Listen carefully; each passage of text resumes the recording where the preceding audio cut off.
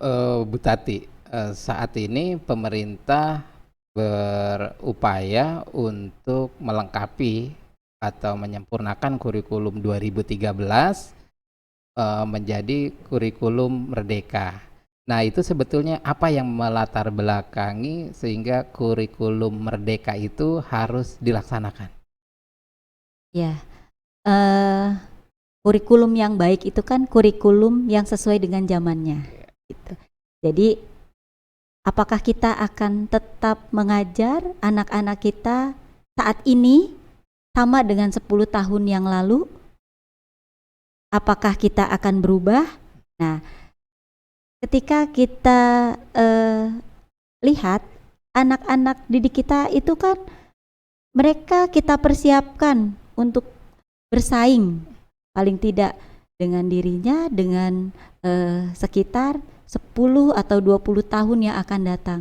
Bahkan mereka juga mungkin akan bersaing dengan artificial intelligence itu ya Pak. Jadi semua serba digital. Dulu kita tidak terbayang kan, mau beli ikan asin aja bisa lewat HP gitu ya. Sekarang mau beli sayuran, beli apapun gitu ya, kita bisa lakukan secara online. Nah, di dalam kurikulum merdeka ini diberikanlah kemerdekaan kepada siswa, bagaimana kita memberikan pendidikan yang sesuai dengan karakter siswanya, profil siswanya, kemudian bakat, minat, kemudian keadaan lingkungan untuk kita persiapan di masa yang akan datang. Mungkin Iya, itu. tanpa terasa memang sebetulnya kurikulum 2013 itu usianya sudah hampir 10 tahun ya. Iya, betul. Jadi harus disesuaikan dengan perkembangan zaman. Nah, banyak guru yang ketika saat ini harus beradaptasi lagi nih dengan kurikulum baru, walaupun sebetulnya tidak baru karena itu melengkapi dengan kurikulum sebelumnya.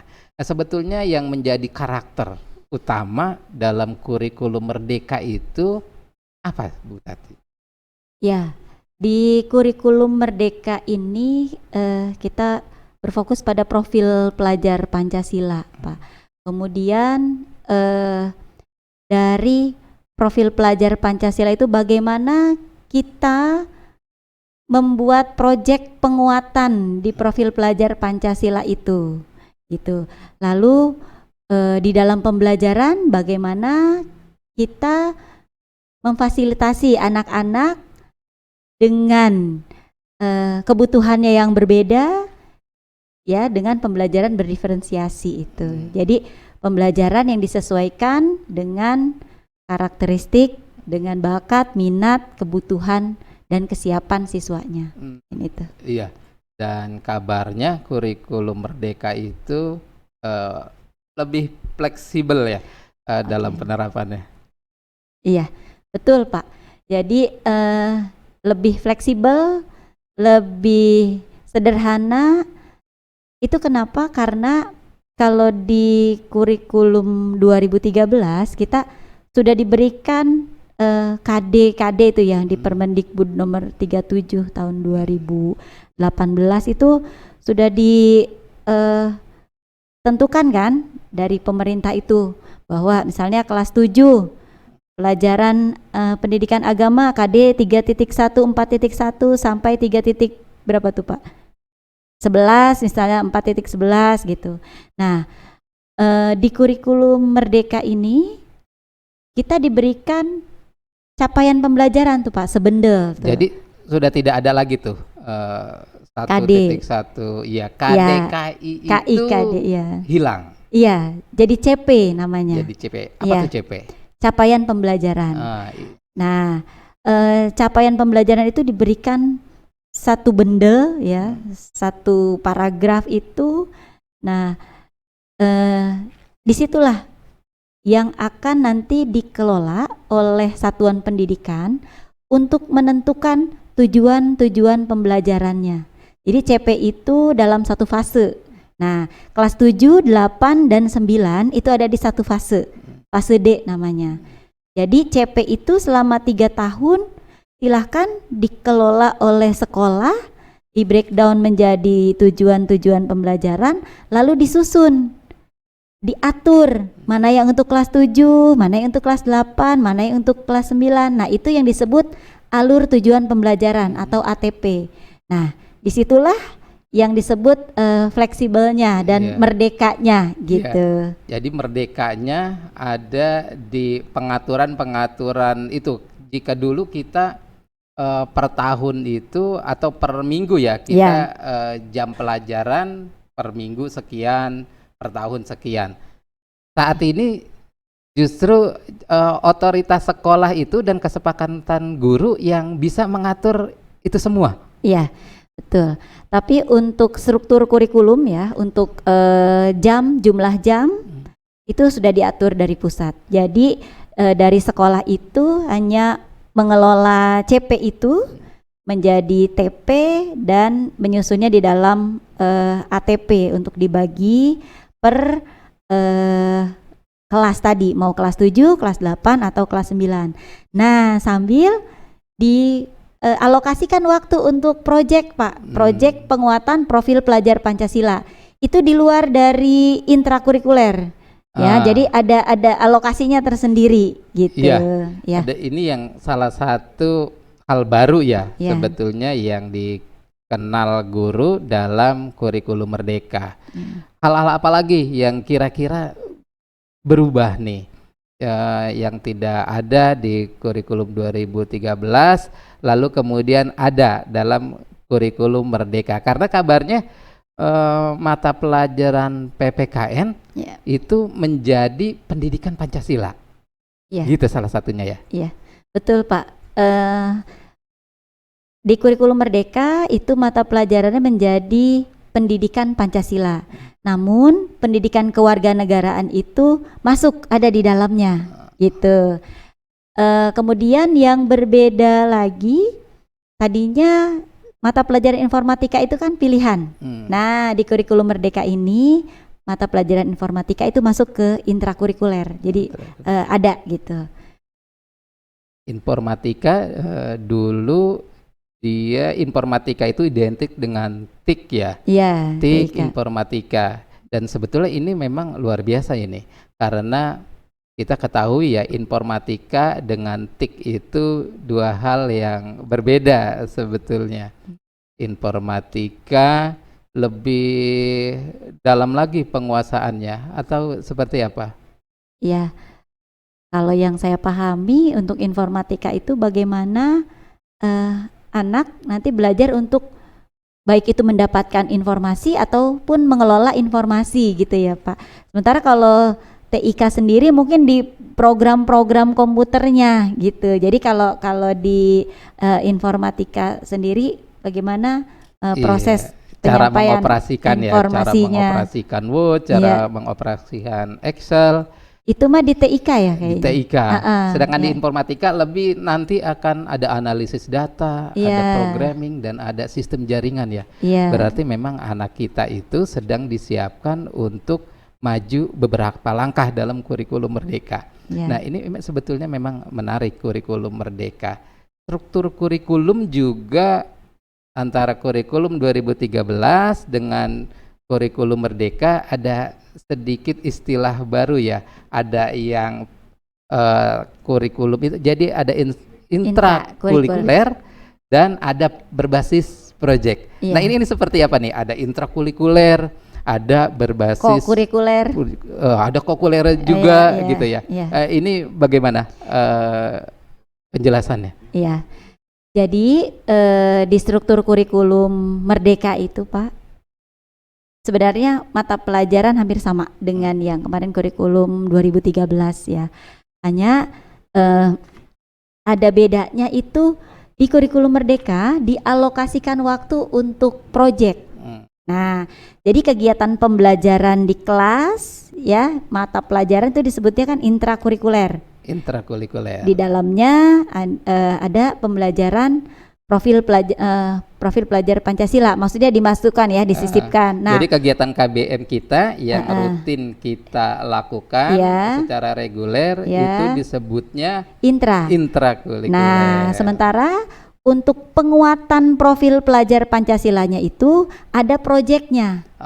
Dialokasikanlah waktunya Iya. dari yang kegiatan intrakurikuler itu. Sebagai contoh, misalnya nih mata pelajaran bahasa Inggris saya biasanya 4 JP itu 1 minggu Pak, intrakurikuler di 2013. Nah, di kurikulum Merdeka untuk kegiatan intrakurikulernya 3 jam pelajaran, 3 JP. 1 JP-nya dialokasikan untuk kegiatan proyek profil pelajar Pancasila. Begitupun mata-mata pelajaran yang lain. Kalau Bapak agama biasanya 3 JP ya. 3 JP. Nah, itu 2 JP untuk intra, kemudian 1 JP-nya untuk proyek. Bisa dibilang yang intrakurikuler itu untuk mencapai kompetensi akademik.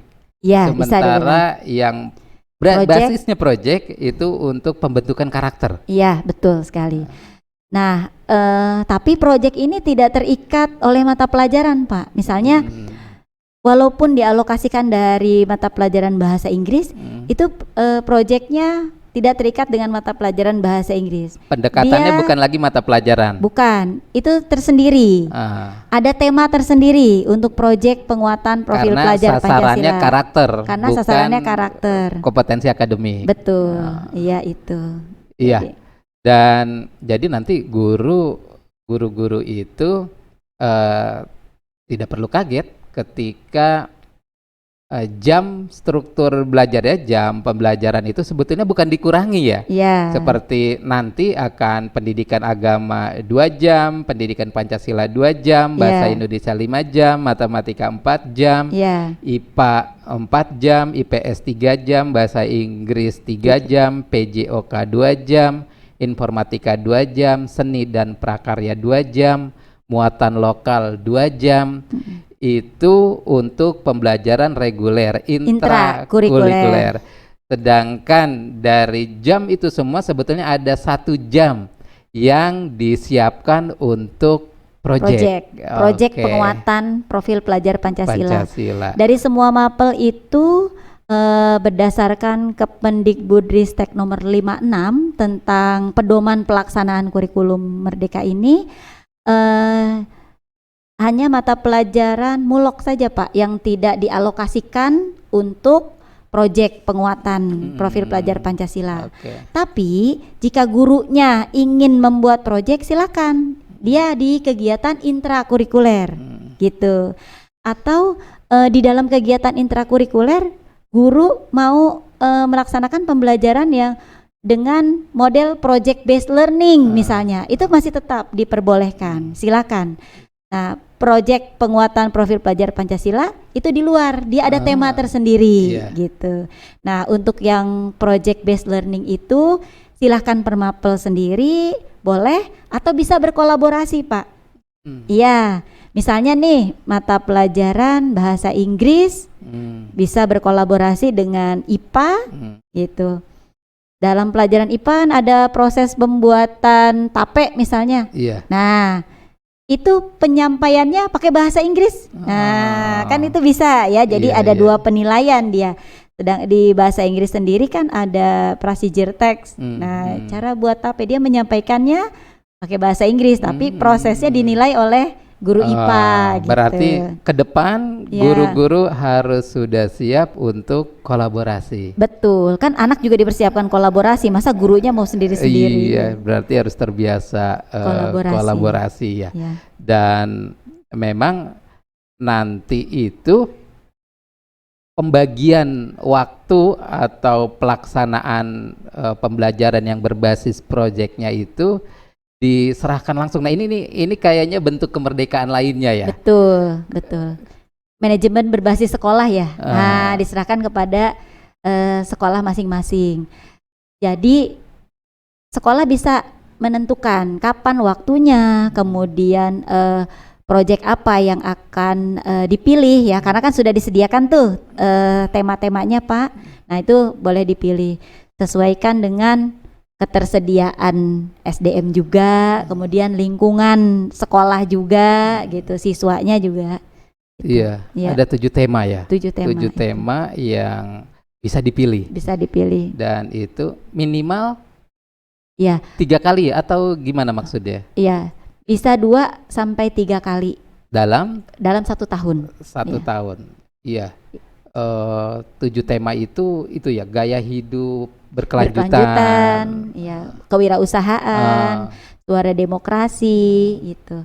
itu tema-tema Tema-tema yang bisa dipilih dalam Project. pembelajaran berbasis project. bukan. Ah, Justru itu proyek penguatan profil pelajar pelajar Pancasila. Pancasila. Ya, Oke. kalau pembelajaran yang berbasis proyeknya itu yang Ada- sesuai dengan mata pelajarannya. Oh, ada di Di intrakurikuler. intrakurikuler Oh, iya, itu. iya, gitu. iya. Ini menarik sebetulnya. Ya. Saya nggak kebayang ya anak-anak kita ketika melaksanakan kurikulum merdeka ini betapa dia memiliki waktu untuk mengeksplor potensinya. Betul. Iya, dan yang menarik juga seni dan prakarya. Ya, Ternyata sekolah itu boleh memilih. boleh memilih ya. Apa gimana maksudnya boleh memilih itu? Iya. Dari struktur kurikulumnya itu nanti sekolah bisa menyesuaikan. Sebenarnya gini, yang idealnya itu kan siswa memilih. Iya. Ya, diberikan angket atau apa misalnya ya, siswa memilih mau pelajaran seninya seni musik, seni rupa, atau seni apa tadi? Tari ya, itu idealnya seperti itu. Tapi sekolah bisa menyesuaikan ketersediaan SDM yang ada. Jadi kalau mau memilih seni apa yang dipilih atau prakarya, nah itu dipersilahkan gitu. Iya, alhamdulillah luar biasa. Berarti Kota Depok sudah siap nih untuk mengimplementasikan kurikulum merdeka. Ya, mudah-mudahan Pak sudah siap. Kalau berdasarkan dari SK itu ya IKM itu Pak, ya implementasi kurikulum merdeka secara mandiri kan. Ada di pilihan 1, pilihan 2, atau pilihan 3. Itu kebanyakan di Kota Depok ada di pilihan 1 ya, ada mandiri belajar. Tapi ada juga yang mandiri berubah, pilihan kedua. Nah, kalau di pilihan pertama, mandiri belajar, itu sekolah masih menggunakan kurikulum 2013. Nah, hanya bagian-bagian atau ruhnya dari kurikulum merdeka itu bisa diterapkan di dalam pembelajarannya. Mungkin dari profil pelajar Pancasilanya dimasukkan ke kegiatan intrakurikuler, atau pembelajaran berdiferensiasi. Nah, pembelajaran yang menitik beratkan pada profil, bakat, minat maupun kesiapan belajar siswa. Nah, itu caranya kita awal pakai ini Pak, asesmen diagnostik dulu. Kesannya sih asesmen diagnostik, wah susah lagi nih, gaya lagi. Padahal itu insya Allah aktivitas yang sebetulnya mudah. Sebelumnya juga pernah kita lakukan. Sudah dilakukan gitu. Hanya sekarang lebih difokuskan lagi supaya ngeh gitu ya. Kadang kan guru-guru BK di sekolah itu sudah melaksanakan nih misalnya untuk pencarian bakat minat gitu ya, untuk pencarian gaya belajar. Tapi kadang mungkin hasilnya didiemin aja Pak. Nah, ini nanti dipetakan kelas ini mayoritas gaya belajarnya kecenderungannya apa, kemudian kecenderungan bakat minatnya apa. Nanti untuk disesuaikan dalam proses pembelajarannya. Baik dalam konten, dalam proses maupun produk. Nah, itu disesuaikan dengan siswanya. Iya, ini sebetulnya berfungsi untuk lebih efektif ya, karena itu menjadi data awal bagi seorang guru untuk nanti kemudian pendekatan seperti apa yang harus dia berikan, yang harus dilakukan kepada murid-muridnya. Iya, gitu. Betul. Iya. Baik, menarik sekali Bu Tati, dan alhamdulillah. Tapi sayang sekali nih waktu kita terbatas. Terima kasih telah hadir menjadi teman belajar di program Guru Berguru. Mudah-mudahan nanti lain waktu kita bisa bersama lagi mengisi kekosongan-kekosongan, kita sharing pembelajaran. Terima Ya, kasih Bu insya Allah, Pak. Tati. Sama-sama, Pak. Bapak Ibu sahabat guru sekalian, kita telah belajar dengan teman belajar kita saat ini dan kita pastikan bahwa kita sebagai guru akan terus belajar untuk mengajar lebih baik. Terima kasih, ketemu di lain waktu. Assalamualaikum warahmatullahi wabarakatuh.